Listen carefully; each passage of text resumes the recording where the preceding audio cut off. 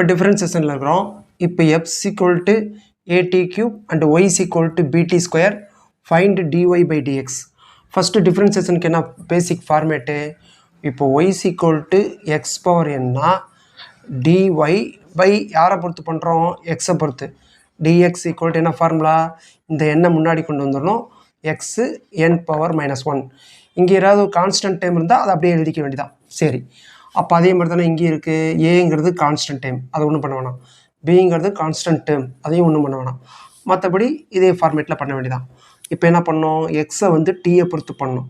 அப்போ dx by dt sequel என்னது? ஏவை ஒன்றும் பண்ண முடியாது. இந்த 3 முன்னாடி வந்துடணுமா? இதோ n முன்னாடி வந்துச்சு பாருங்கள். முன்னாடி வந்து n - 1. அப்போ 3 முன்னாடி வந்து 3t, 3 - 1 எவ்வளவு? 2. அப்போ 3t². ரைட். நெக்ஸ்ட்டு ஒய்யை வந்து டீயை வச்சு பண்ணணும். அப்போ dy by dt சீக்வல் என்னது? அதே b தான். 2 எங்கே வந்துடும்? முன்னாடி வந்துடும்.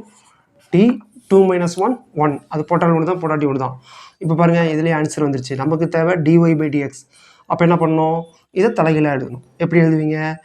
dy by dt by dx by dt ரெண்டையும் வகுத்தா dy by dx எப்படி வந்துடும்? எப்படி? இந்த dt கேன்சல் ஆயிருமா? அப்போ ஆட்டோமேட்டிக்காக dy by dx தானே. dy by dx எவ்வளவு?